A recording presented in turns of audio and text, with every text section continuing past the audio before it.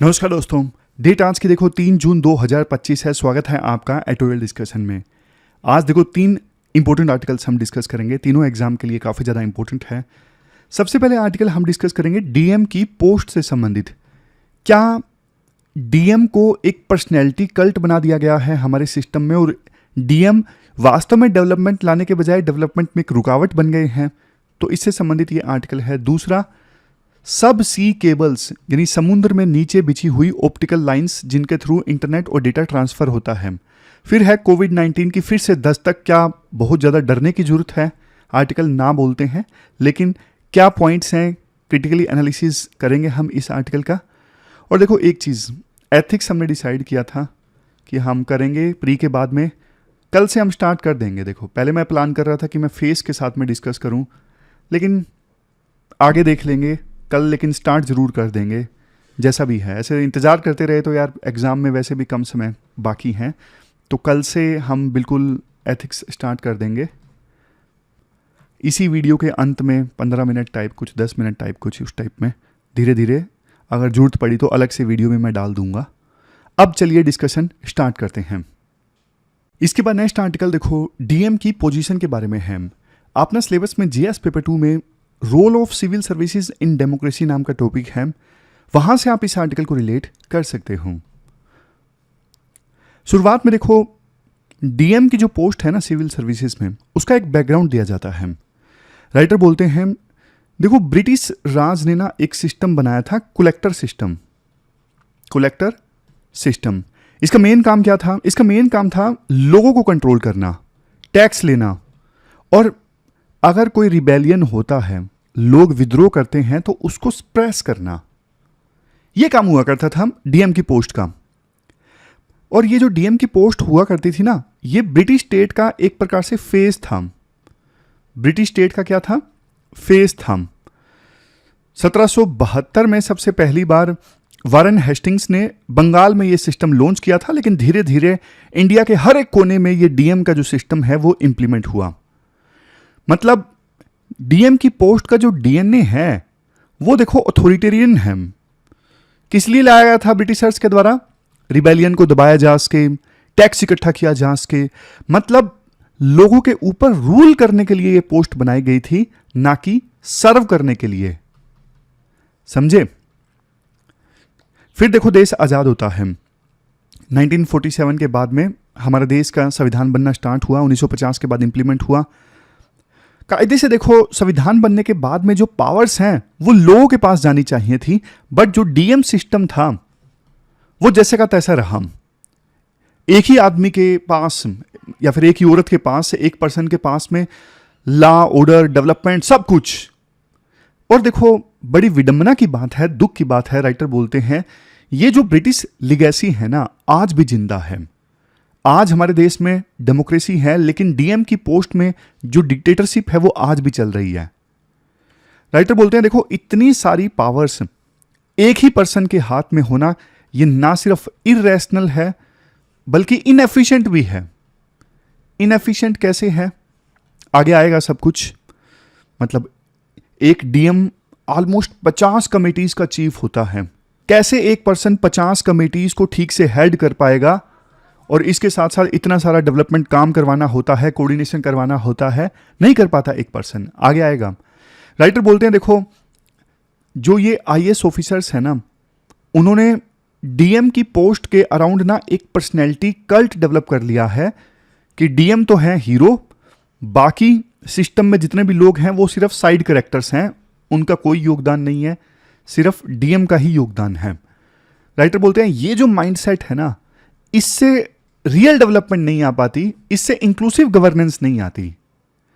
आज के समय में इतना कॉम्प्लेक्स वर्ल्ड हो गया है कि एक पर्सन सब कुछ कंट्रोल नहीं कर सकता।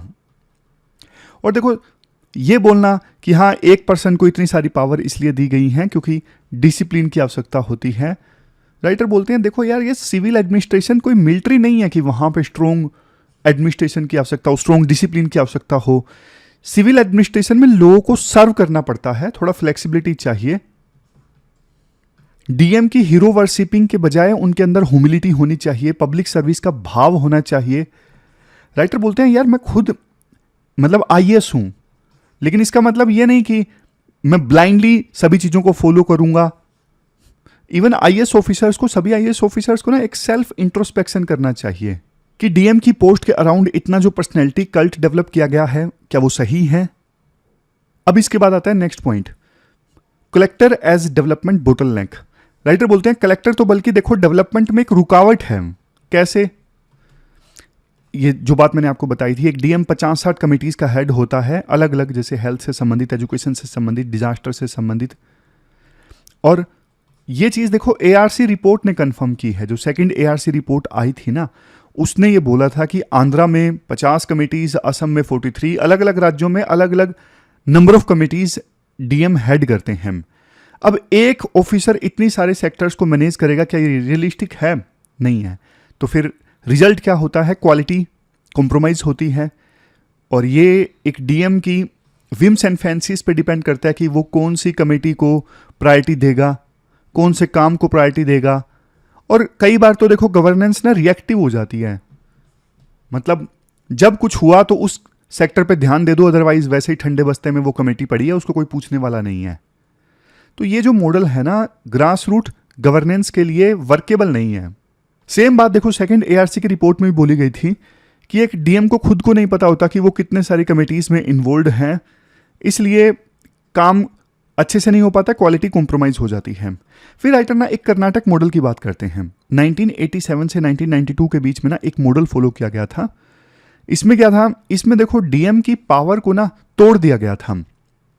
जिला परिषद के जो प्रेसिडेंट थे ना, वो रियल बॉस बन गए थे, और डीएम को क्या बना दिया गया था? डीएम को बना दिया गया था चीफ सेक्रेटरी ऑफ जिला परिषद।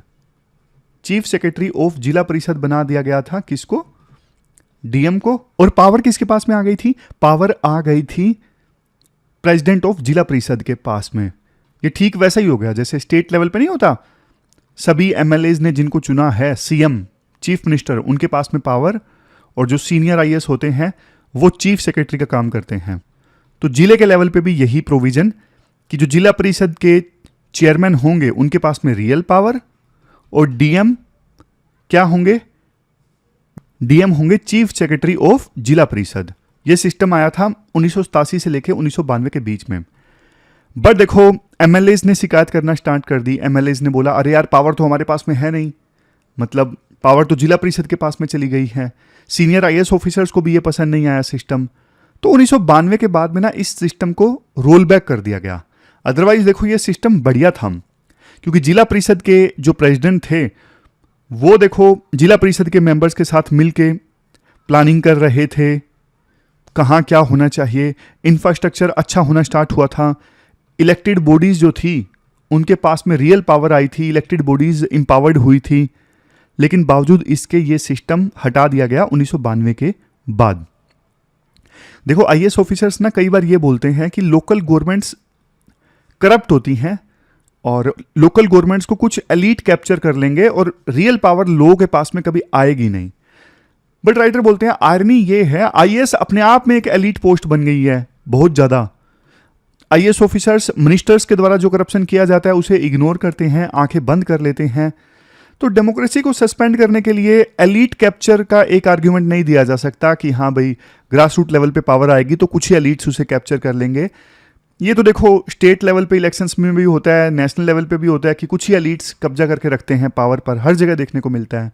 तो फिर ग्रास रूट लेवल पे क्यों इसे इग्नोर किया जा रहा है कि हाँ भाई उनके हाथों में पावर ना आए। और असली डिसेंट्रलाइजेशन देखो तभी होगा, असली पावर लोगों के हाथ में तभी आएगी जब इलेक्टेड लोकल बॉडीज के अंडर डीएम काम करेंगे, ऊपर नहीं। लेकिन MLAs, ministers, senior IAS officers ये चाहते नहीं हैं। इवन आप स्मार्ट सिटी का एग्जांपल ले लीजिए। स्मार्ट सिटी मिशन में भी जो इलेक्टेड मेयर हैं उनको कर दिया गया है साइडलाइन। एक स्पेशल पर्पज व्हीकल का निर्माण किया गया है स्मार्ट सिटीज को चलाने के लिए, जिसके हेड कौन है? IAS officer, local representative head नहीं है। रिजल्ट ये है एक पैरेलल ब्यूरोक्रेसी लेड गवर्नेंस चल रही है और अकाउंटेबिलिटी कुछ होती नहीं है। ब्यूरोक्रेट्स की ज्यादा से ज्यादा उनको ट्रांसफर कर दिया जाता है। तो राइटर बोलते हैं अगर देखो आप पावर नहीं दोगे ना और फिर बोलोगे हम डिसेंट्रलाइजेशन कर रहे हैं, तो फिर ये एक्चुअल पावर शिफ्ट नहीं होगा। असल में बिना पावर दिए, नाम नाम की पोस्ट हैं, फिर ये जिला परिषद टाइप ये। और एक हैरानी की बात ये है, ये जो डीएम है ये देखो मिनिस्टर्स के अंडर काम कर लेंगे, एमएलएस के अंडर तो चलो कहना थोड़ा गलत हो जाएगा, कई बार डीएम एमएलए के काम करते भी नहीं है, लेकिन मिनिस्टर के अंडर काम कर लेंगे डीएम, लेकिन जिला परिषद के हेड के अंडर काम नहीं करेंगे। तो ये तो गलत बात हो गई ना, वो भी चुने हुए प्रतिनिधि हैं मिनिस्टर भी, और जिला परिषद के हेड भी चुने हुए प्रतिनिधि हैं, तो फिर ऐसी भेदभाव क्यों? ये सिलेक्टिव और इरेशनल लॉजिक है कि डीएम इनके अंडर काम नहीं करेंगे लेकिन मिनिस्टर्स के अंडर कर लेंगे। ये पॉलिसीज बनाता कौन है? आईएएस ऑफिसर्स ही तो ऐसी इलॉजिकल पॉलिसीज बनाते हैं। आईएएस ऑफिसर्स के द्वारा ब्लेम डाल दिया जाता है पॉलिटिशियंस के ऊपर कि हाँ भाई वो नहीं करने देते, जबकि वो खुद की उनके अंदर विल नहीं है पावर छोड़ने की। तो अगर देखो रियल में ग्रास रूट लेवल तक डेमोक्रेसी ले जानी है तो इसके लिए पॉलिटिकल विल चाहिए और ब्यूरोक्रेटिक रिफॉर्म्स चाहिए। अभी तक डीएम सिस्टम क्यों सरवाइव कर रहा है? क्योंकि देखो पर्सनैलिटी कल्ट बनाना ना, मीडिया को ये चीज़ें बहुत अच्छी लगती हैं। अगर पार्टिसिपेटरी गवर्नेंस होगा, लोग पार्टिसिपेट करेंगे गवर्नेंस में, इससे मीडिया को टीआरपी नहीं मिलती। मीडिया को टीआरपी मिलती है डीएम ने छापा मारा, डीएम ने ये किया, इससे एक पर्सनैलिटी कल्ट बनता है, यूट्यूब पे व्यूज़ आते हैं और ये चीज़ अच्छी लगती है मीडिया को। और ये पार्टिसिपेटरी गवर्नेंस, डिसेंट्रलाइजेशन, ये बोरिंग है, ये आइडिया मीडिया को पसंद नहीं आते। और इवन कोई पॉलिटिकल लीडर भी लाइमलाइट छोड़ना नहीं चाहता। जो एमएलए जो मिनिस्टर्स हैं वो भी जिला परिषद के प्रेसिडेंट के लिए लाइमलाइट छोड़ना नहीं चाहते। बट ये स्टेटस को चलता रहा तो सिस्टम में और इनएफिशिएंसीज आएंगी। कुछ इंपॉर्टेंट कोट्स हैं, जैसे ऑस्टिन ने कहा था, Indian constitution is social revolution, but ये डीएम की पोस्ट सोशल रेवोल्यूशन को रोक रही है। गांधी ने कहा था real democracy begins at the bottom, क्या लेकिन यहाँ पे जा रही है बॉटम तक पावर? नहीं जा रही है। यूएनडीपी ने बोला था जितनी स्ट्रॉन्ग लोकल गवर्नमेंट होगी अच्छी ह्यूमन डेवलपमेंट आएगी। वर्ल्ड बैंक की 2004 की रिपोर्ट कहती है decentralisation without devolution is meaningless. इसके बाद नेक्स्ट आर्टिकल देखो, इंडिया और यूएस के बीच में सब सी केबल्स को लेके कोऑपरेशन से संबंधित है। आप सिलेबस में ना जीएस पेपर सेकंड के इस टॉपिक से आर्टिकल को रिलेट कर सकते हो। ये पूरा आर्टिकल देखो हम ना सिस्टमेटिक ढंग से पॉइंट वाइज फॉर्म में डिस्कस करेंगे, समझ गए? बीच बीच में अगर पिक्चर की जरूरत पड़ेगी तो मैं आपको दिखा दूंगा। फर्स्ट थिंग फर्स्ट, सब सी केबल्स होती क्या हैं? सब सी केबल्स समुद्र में नीचे बिछी हुई ऑप्टिकल लाइंस होती हैं जो देखो विभिन्न देशों को इंटरनेट और डेटा ट्रांसफर के लिए ना आपस में कनेक्ट करती हैं। समझ गए? ऑप्टिकल लाइंस होती हैं जो विभिन्न देशों को आपस में कनेक्ट करती है इंटरनेट के लिए और डेटा ट्रांसफर के लिए। देखो इंटरनेट हवा में नहीं चलता है, मतलब सैटेलाइट से जो इंटरनेट चलता है वो तो सिर्फ 5% है। 95% जो डेटा ट्रांसमिट होता है ना वो इन्हीं सब सी केबल्स के थ्रू होता है। अब नेटफ्लिक्स है, नेटफ्लिक्स के जो सर्वर हैं वो तो यूएसए में है, बट नेटफ्लिक्स पे जो मूवी अपलोड होती है वो इंडिया में हम देख पाते हैं किसके थ्रू? इन्हीं सब सी केबल्स के थ्रू। ये केबल्स देखो वैसे समुद्र में नीचे बिछी होती हैं, लेकिन जब लैंड पे पहुंचती है तो डेटा सेंटर्स के थ्रू डेटा जो है डायरेक्टली यूजर्स तक फिर पहुंचता है। चलो इतना बता दिया राइटर ने। इंपॉर्टेंस क्या है सब सी केबल्स की इंट्रोडक्शन में? सब सी केबल्स, समुद्र में नीचे बिछी केबल्स। अब राइटर बोलते हैं देखो इंडिया और यूएसए के बीच में ना रिश्ते काफ़ी मजबूत हो रहे हैं। ना सिर्फ डिफेंस में रिश्ते मजबूत हो रहे हैं बल्कि डिजिटल टेक में, सिक्योरिटी में, हर एक क्षेत्र में रिश्ते मजबूत हो रहे हैं। हुआ क्या, इसी साल जब प्रधानमंत्री मोदी यूएस की यात्रा पर गए थे ना, फरवरी 2025, तो वहां पे ना एक फ्रेमवर्क अनाउंस हुआ इंडिया और यूएस के बीच में जिसका नाम था ट्रस्ट फ्रेमवर्क। कोऑपरेशन के लिए था ये फ्रेमवर्क। पूरा नाम है, यहां पर देखो, technology for the resilient open and unified security and trust, ये पूरा नाम है। अब इसमें है क्या इस फ्रेमवर्क में? इस फ्रेमवर्क ने ना इंडिया और यूएस आपस में कोऑपरेट करेंगे टेक्नोलॉजी के क्षेत्र में, सप्लाई चेन्स में मिल के काम करेंगे, ट्रेड में मिल के काम करेंगे, मतलब ट्रेड को मजबूत करेंगे। मतलब इन डोमेन्स के ब्रॉडर एरियाज में कोऑपरेशन को इंक्रीज करने के लिए फ्रेमवर्क है ट्रस्ट फ्रेमवर्क इंडिया और यूएस के बीच में। प्री में भी यूपीएससी क्वेश्चन पूछ सकती है ट्रस्ट फ्रेमवर्क किन किन देशों के बीच में है, तो आंसर होगा इंडिया और यूएस। अब राइटर बोलते हैं ये जो ट्रस्ट फ्रेमवर्क है ना, ये आईसीईटी का एक प्रकार से एडवांस्ड वर्जन है। 2022 में ये एक इनिशिएटिव इंडिया और यूएस के बीच में अनाउंस हुआ था, ICET। ICET का पूरा नाम क्या था? Initiative on critical and emerging technology. ICET का पूरा नाम था initiative on emerging and critical technology.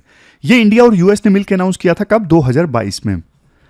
इस ICET इनिशिएटिव में फोकस किस पे था? सिर्फ टेक्नोलॉजी पे था, वो भी क्रिटिकल टेक्नोलॉजी में, जैसे सेमीकंडक्टर, AI, इन सब चीजों पे। लेकिन ICET का एडवांस्ड वर्जन है ट्रस्ट, जिसमें कोऑपरेशन सिर्फ टेक्नोलॉजी में नहीं होगा बल्कि सप्लाई चेन्स में भी, ट्रेड में भी, इन क्षेत्र में भी। ICET में mainly government to government cooperation था इंडिया और यूएस के बीच में, लेकिन ट्रस्ट जो एडवांस्ड वर्जन है, इसमें देखो प्राइवेट जो कंपनीज हैं, प्राइवेट पार्टीज जो हैं, वो भी इन्वॉल्व हैं। तो चलो ये हो गया। अब आप बोलोगे सर सब सी केबल्स की हम बात कर रहे थे और अचानक से ये आपने ट्रस्ट फ्रेमवर्क क्या बता दिया? ट्रस्ट फ्रेमवर्क देखो इसलिए जरूरी है, लिंक कीजिए। राइटर बोलते हैं इंडिया और यूएस को ना सब सी केबल्स में मजबूती से काम करना होगा ट्रस्ट फ्रेमवर्क के अंडर। कैसे? क्योंकि देखो चाइना अपना डिजिटल सिल्क रोड बना रहा है और जाल बिछा रहा है सब सी केबल्स का वर्ल्ड के अलग अलग हिस्सों में। अब ये जो केबल्स है ना, सब सी केबल्स, ये सिर्फ ऐसा नहीं है कि इंटरनेट के काम आती हैं, ये सर्विलियंस के भी काम आती हैं। कैसे? अब मान लीजिए चाइना ने अफ्रीका में ये केबल्स बिछा दी। अब वो केबल्स चाइना ने बिछाई है, चाइना के डेटा सेंटर से रूट होके जा रही हैं, तो उन केबल से जो डेटा जाएगा ना, उस डेटा पे चाइना की नजर होगी। तो ना इन केबल्स का कोई भी देश जो बिछाता है ना, वो इंटरनेट के लिए तो यूज करता ही करता है, सर्विलियंस के लिए भी यूज कर सकता है। अगर देखो इंडिया और यूएस मिलके ये केबल्स नहीं बिछाएंगे ना, तो फिर चाइना का इन्फ्लुएंस बढ़ता जाएगा, चाइना की डोमिनेंस बढ़ती जाएगी। और ये केबल्स ना बहुत इंपॉर्टेंट सिक्योरिटी इंफ्रास्ट्रक्चर भी होते हैं। मान लीजिए ये सी केबल्स डैमेज कर दी पायरेट्स ने या फिर टेररिस्ट ने, तो पूरे देश में बहुत सारी जगहों पे इंटरनेट इंफ्रास्ट्रक्चर डिसरप्ट हो जाएगा, मतलब बहुत नुकसान पहुंचेगा। यूएस को काफी नुकसान पहुंचा था, इवन जो न्यूयॉर्क स्टॉक एक्सचेंज है उसका कामकाज भी प्रभावित हो गया था सी लैंड को डैमेज, सी केबल्स को डैमेज करने की वजह से। समझ गए? राइटर बोलते हैं इंडिया का आप इंफ्रास्ट्रक्चर देखिए, इंडिया के पास में ना सिर्फ ये 17 सब सी केबल्स हैं अभी, जबकि सिंगापुर इतना छोटा सा देश है, सिंगापुर के पास में 26 सब सी केबल्स हैं। और इंडिया में ज़्यादा जो ये सब सी केबल्स है ना, ज़्यादातर इंडिया में ना मुंबई में ये ख़त्म होती हैं, मुंबई में लैंड करती हैं समुद्र से आती हुई, और 6 किलोमीटर के स्ट्रेच में हैं ज़्यादातर सी केबल्स। तो देखो थोड़ा ना ज़्यादा रिस्की है। मान लीजिए उन 6 किलोमीटर के स्ट्रेच पे जहाँ पे ये सी केबल्स आ रही हैं, वहाँ पे किसी ने अटैक कर दिया, तो रिस्क थोड़ा स्प्रेड होना चाहिए। इतने छोटे से स्ट्रेच में हमारी इतनी इंपॉर्टेंट केबल्स नहीं लैंड करनी चाहिए। और लैंडिंग स्टेशन सिर्फ 5 सिटीज़ में हैं, मतलब समुद्र से आती हैं, दूसरे कॉन्टिनेंट से, दूसरे देशों से, तो 5 सिटीज़ में ख़त्म होती हैं ये सब सी केबल्स। एक मुंबई में, चेन्नई में, कोची में, टुटिकोरिन में और तिरुवनंतपुरम में। एक अगर डिजास्टर आ गया तो फिर इंडिया को ऑफलाइन कर सकती हैं ये केबल्स, क्योंकि डिजास्टर की वजह से सब सी केबल्स ने काम करना बंद कर दिया और इंडिया हो गया ऑफलाइन। तो इसलिए देखो थोड़ा रिस्क को स्प्रेड करना जरूरी है। अब एग्जाम्पल भी दिए जाते हैं। 2024 में ना हौथी रिबल्स ने रेड सी में केबल्स को डैमेज कर दिया था। मैं आपको तस्वीर दिखाता हूँ। ये देखो, ये रेड सी है, यहाँ से सब सी केबल्स जा रही थी। यहाँ पे हौथी रिबल्स ने, यमन में जो हौथी रिबल्स है ना, इन्होंने अटैक कर दिया और डैमेज हो गई ये सब सी केबल्स। फिर यही इंडिया में आ रही थी, तो फिर इंडिया को ना इंटरनेट ट्रैफिक रीराउट करना पड़ा था दूसरे केबल्स के थ्रू। ऐसी होती हैं ये केबल्स, देखो पानी के नीचे बिछी होती हैं, ऐसी ऑप्टिकल फाइबर्स हैं। हमारे देश में लैंडिंग पॉइंट सिर्फ 5 सिटीज़ में है और ज़्यादातर जो सी केबल्स ये आती हैं वो मुंबई में ही आती हैं, और वो भी 6 किलोमीटर के स्ट्रेच में। फिर राइटर बोलते हैं एक और दिक्कत है। दिक्कत ये है अगर ये सब सी केबल्स डैमेज हो जाए ना, तो देखो इंडिया के पास में ना रिपेयर करने वाले शिप्स नहीं हैं। फिर रिपेयर करने वाले शिप्स मंगाने पड़ते हैं सिंगापुर से, दुबई से, वो बहुत टाइम ले लेते हैं आने में। और हमारी देखो क्रिटिकल इंफ्रास्ट्रक्चर के लिए दूसरे देशों के ऊपर डिपेंडेंसी ठीक नहीं है। तो इंडिया के पास में ना खुद का शिप्स होने चाहिए, खुद का इंफ्रास्ट्रक्चर होना चाहिए। अगर ये केबल्स डैमेज हो जाएं तो उन्हें रिपेयर करने के लिए। इंडिया के पास देखो अभी इतनी लंबी कोस्ट लाइन है, पहले 7500 किलोमीटर की बोलते थे, अब नई डेफिनेशन के हिसाब से 11,098 किलोमीटर की हमारे पास कोस्ट लाइन है। केबल हब के लिए देखो आइडियल डेस्टिनेशन है इंडिया, क्योंकि इंडिया देखो बीच में आता है। यूरोप, अफ्रीका और एशिया में ना बीचों बीच पड़ता है इंडिया। इंडिया के आसपास काफ़ी सारे ओपन स्ट्रेट्स हैं, जैसे हॉर्मज स्ट्रेट, मलक्का स्ट्रेट, बाब अल मंडेब स्ट्रेट। ये देखो, ये है बाब अल मंडेब स्ट्रेट और ये है स्ट्रेट ऑफ हॉर्मज, और स्ट्रेट ऑफ मलक्का दूसरी साइड है, ईस्ट एशिया में है। हमारा इंटरनेट ट्रैफिक भी देखो आने वाले समय में बढ़ने वाला है, 38% बढ़ जाएगा। बड़े बड़े प्लेयर्स जैसे AWS, माइक्रोसॉफ्ट इंडिया के डेटा सेंटर्स में इन्वेस्ट कर रहे हैं। तो इंडिया ना डिजिटल इंडो पैसिफिक का ना हब बन सकता है, गेटवे बन सकता है। इंडिया के पास एक बढ़िया मौका है। लेकिन एक और दिक्कत ये है, अभी ना जैसे अगर किसी केबल को लैंड करना है किसी सिटी में और उसके लिए इंफ्रास्ट्रक्चर तैयार करना है, तो 50 से ज़्यादा क्लियरेंस चाहिए। टेलीकॉम मिनिस्ट्री की क्लियरेंस, नेवी की क्लियरेंस, कस्टम्स डिपार्टमेंट की क्लियरेंस। मतलब सब सी केबल्स इंडिया में लैंड करें, ये इंश्योर करने के लिए ना बहुत कॉम्प्लेक्स लाइसेंसिंग रजीम है हमारे देश में। और जैसे मैंने आपको बताया, केबल को रिपेयर करने के लिए शिप्स नहीं है, बाहर से मंगाने पड़ते हैं। तो पॉलिसी इतनी ज़्यादा रैंडम और इतनी ज़्यादा कॉम्प्लेक्स है, तो इस वजह से ना इन्वेस्टमेंट आ नहीं रही है सब सी केबल्स के क्षेत्र में, प्रोग्रेस काफ़ी स्लो है। तो यहाँ पे इंडिया और यूएस मिलकर काम कर सकते हैं ट्रस्ट फ्रेमवर्क के अंडर।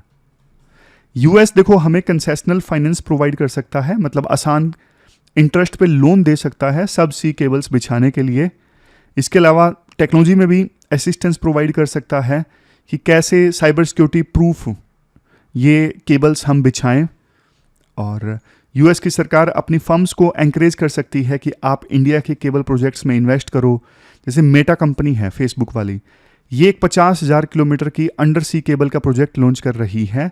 और ये जो सी केबल्स हैं इंडियन ओशन के थ्रू भी होके भी गुजरेगी, तो यहाँ पे भी भारत सरकार कोऑपरेट कर सकती है। जो ट्रस्ट फ्रेमवर्क है ना, जो इंडिया और यूएस ने मिल के अनाउंस किया, इनमें देखो रिपेयर डिपोज और इसके अलावा इंडियन फ्लैग्ड शिप्स ये भी शामिल होने चाहिए, ताकि इंडिया को भी एक्सपर्टीज हासिल हो सब सी केबल्स के मामले में।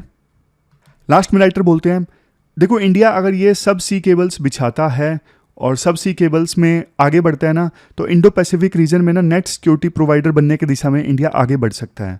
लेकिन सिर्फ ट्रस्टेड वेंडर्स का इस्तेमाल किया जाए केबल इंफ्रास्ट्रक्चर बिछाने के लिए, और ये भी इंश्योर किया जाए डेटा रूट्स जो हैं वो बिल्कुल पूरी तरह से सिक्योर हों, और चाइना जैसे देश उन डेटा रूट्स को कॉम्प्रोमाइज़ ना करें। ऐसा ना हो कि स्पाइंग हो गई और इंडिया ने डेटा केबल इंफ्रास्ट्रक्चर इस्टेब्लिश किया, लेकिन अब वहाँ से जो डेटा गुजर रहा है वो कॉम्प्रोमाइज़ हो गया। ऐसा नहीं होना चाहिए, सिक्योर होने चाहिए वो डेटा रूट्स।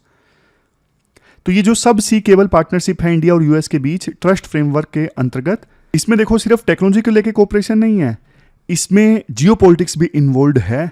और अगर इंडिया और यूएस इसमें मिल के काम करते हैं तो दोनों के बीच में ट्रेड भी बढ़ेगा, ट्रस्ट बढ़ेगा, और चाइना की बढ़ती डिजिटल गवर्नेंस को, डिजिटल डोमिनेंस को दोनों देश मिल के काउंटर कर सकते हैं। एक पावरफुल कोट है यहाँ पे, digital sovereignty begins where your cable lands. तो ये पूरा आर्टिकल हमने डिस्कस किया, चलते हैं आगे। इसके बाद नेक्स्ट आर्टिकल देखो कोविड-19 से संबंधित है। मेनली देखो 2 आर्टिकल्स आए हैं आज कोविड-19 के बारे में, और दोनों आर्टिकल्स में सेम ही कहना है। क्या कहना है, पहले आपको थोड़ा सा बैकग्राउंड बता देता हूँ। जनवरी 2025 से लेके अभी तक कोविड-19 के ना हमारे देश में 3,961 केसेस सामने आए हैं, और मीडिया चैनल्स इस प्रकार से दिखा रहे हैं जैसे कोविड-19 की महामारी फिर से आ गई, फिर से लॉकडाउन लगेगा। राइटर बोलते हैं यार आज ना ये जो फेक न्यूज़ है या अफवाहें हैं ना, रूमर्स हैं, इनसे ज़्यादा खतरा है। कोविड-19 से तो कुछ खतरा नहीं है। कैसे? राइटर ना 10 पॉइंट्स देते हैं मेनली। बोलते हैं कि कोविड-19 से अभी डरने की जरूरत नहीं है फिलहाल, बिल्कुल भी सावधान रहो, लेकिन पैनिक मचाने की तो क्या ही जरूरत है। राइटर बोलते हैं अभी जो वेरिएंट कोविड-19 का घूम रहा है ना, JN.1, ये नया वेरिएंट नहीं है। इंडिया में अगस्त 2023 में पहली बार सामने आया था और अभी तक है। और देखो जब से ये कोविड-19 कोरोना वायरस सामने आया है ना, तब से ये देखा गया कि हर 8-10 महीने में एक बार केसेस में स्पाइक आता है, सीजन के हिसाब से। सीजन के हिसाब से मतलब टेम्परेचर, ह्यूमिडिटी और प्लेसेस क्राउडेड हों, ये सारे फैक्टर्स डिपेंड करते हैं और इसके बेस पे स्पाइक आ जाता है। और अभी हुआ क्या, क्योंकि देखो आस पड़ोस के देश में भी ऐसी खबरें आई कि हाँ कोविड, इसके कोरोना वायरस के केसेस बढ़ रहे हैं, तो इंडिया में भी ज़्यादा टेस्टिंग होने लगी। अब देखो ज़्यादा टेस्टिंग होगी तो जाहिर तौर पे केसेस तो ज़्यादा डिटेक्ट होंगे ही ना। अदरवाइज देखो ये जो अभी कोरोना वायरस है ना, जो वेरिएंट है JN.1, ये नॉर्मल है। नॉर्मल मतलब ये फ्लू जैसा वायरस नहीं होता, वैसा वायरस है। मतलब हमारे शरीर की ना इम्यूनिटी डेवलप हो चुकी है इस वायरस के अगेंस्ट, एक तो वैक्सीनेशन के थ्रू भी और नेचुरल जो हमारा इम्यूनिटी है वो भी स्ट्रोंग हो चुका है कोरोना वायरस के अगेंस्ट। समझ रहे, जैसे कॉमन कोल्ड है वैसे ही अब कोरोना वायरस है।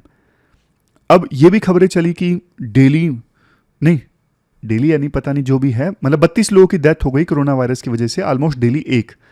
राइटर बोलते हैं देखो टीबी डेली 900 लोगों को मारता है, और इस हिसाब से देखें तो एयर पोल्यूशन और टीबी ये ज़्यादा खतरनाक है कोविड से, लेकिन इसमें हेडिंग नहीं मिलती मीडिया को, इसलिए ये नहीं दिखाते। हाँ, सावधानी ज़रूर बरतो। जो बूढ़े लोग हैं या फिर जो बीमारियों से ग्रस्त हैं उनको थोड़ा सावधान रहने की ज़रूरत है, क्योंकि उन पर ज़्यादा असर होता है कोरोना वायरस का। लेकिन अगर डेली 200-300 केसेस भी सामने आ रहे हैं ना, तो देश की पॉपुलेशन तो देखो 140 करोड़, यानी 45 से 70 लाख के पीछे एक केस, जो ना के बराबर है। और फिर राइटर ये बोलते हैं ये जो वेरिएंट है ना जो अभी घूम रहा है, WHO ने इस वेरिएंट के बारे में कुछ खतरनाक ऐसा डिक्लेरेशन नहीं किया है कि ये खतरनाक है, ऑलरेडी एग्जिस्ट कर रहा है बस। तो मिस इन्फॉर्मेशन जो है वो ज़्यादा बड़ी चुनौती है as comparison to corona virus. Panic और मिस इन्फॉर्मेशन से ना नुकसान पहुंचता है, लोग ज़्यादा टेस्ट करवाने पहुंचते हैं, जो हेल्थ अथॉरिटीज़ हैं वो भी प्रेशर में आ जाती हैं। और एक नुकसान ये भी होता है बाद में जब वास्तव में महामारी या फिर कुछ दिक्कत होती है ना, डिजीज़ का आउटब्रेक देखने को मिलता है, तो फिर लोग विश्वास नहीं करते। लोग कहते हैं यार हर बार झूठी बोलते हैं, कुछ होता ही नहीं है। तो इसलिए थोड़ा रियलिटी चेक जरूरी है। तो यही पूरा आर्टिकल है मेनली, मतलब जो मेन बातें मैंने आपको बता दी और कुछ नहीं है। मतलब मेन बात यही है, इंडिया को सतर्क रहना चाहिए, रेडीनेस स्टेट में रहना चाहिए, लेकिन पैनिक नहीं होना चाहिए, थोड़ी डेटा में ट्रांसपेरेंसी होनी चाहिए, वो सारी चीज़ें हैं।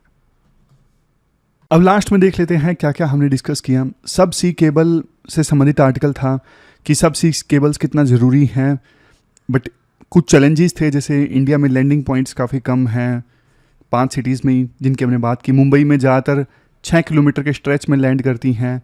हमारे पास शिप्स नहीं है जो इनको रिपेयर कर सकें, जबकि चाइना अपना डोमिनेंस इस्टाब्लिश करता जा रहा है सब सी केबल्स में। तो इंडिया और US को ना ट्रस्ट एजेंडा के तहत मिल के काम करना चाहिए सब सी केबल्स बिछाने के लिए। फिर ये कोविड-19 से संबंधित आर्टिकल हमने डिस्कस किया था कि इतना डरने की जरूरत नहीं है, केसेस 3000 के आसपास हैं, 4000 के आसपास, लेकिन इंडिया की पॉपुलेशन भी तो देखो ना, और 32 डेथ्स हैं एक दिन में। 900 डेथ तो अकेले टीबी की वजह से होती है, इतना बड़ा देश है। और ये जो वेरिएंट है JN.1, इससे इतना डरने की जरूरत नहीं है। इंडिया में 2023 से पहले से है, और वैसे भी इम्यूनिटी बन चुकी है वैक्सीन की सहायता से, नेचुरल इम्यूनिटी भी है अब। और जिसको ज़रूरत है, जो वल्नरेबल है, उनको बूस्टर डोज लगाई जा सकती है, बट इतना पैनिक करने की ज़रूरत नहीं है। फिर ये DM की पोस्ट वाला आर्टिकल भी हमने डिस्कस किया था, जिसमें राइटर ने बोला था DM की पोस्ट आउटडेटेड हो चुकी है। DM काफ़ी सारे कमेटीज़ के हेड होते हैं, उन्हें खुद भी नहीं पता होता, एक पर्सनैलिटी कल्ट बना दिया जाता है, बाकी लोग साइड कैरेक्टर बन जाते हैं, और अकेला पर्सन को इतना सारा काम देना इलॉजिकल है, इरेशनल है। कर्नाटक मॉडल में जिला परिषद के चेयरमैन को पावर दी गई थी और चीफ सेक्रेटरी बनाया गया था डिस्ट्रिक्ट में DM को, बट ये सिस्टम काम नहीं किया, MLAs ने विरोध किया, तो ऐसा सिस्टम फिर से आना चाहिए, ऐसा राइटर बोलते हैं।